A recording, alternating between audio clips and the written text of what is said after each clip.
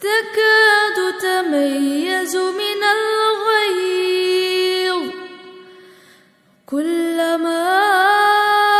ألقي فيها فوج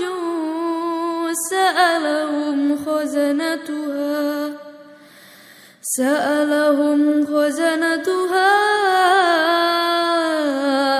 ألم يأتكم نذير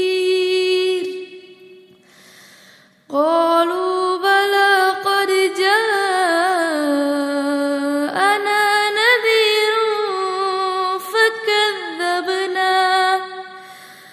فكذبنا وقلنا ما نزل الله من شيء إن أنتم إلا في ضلال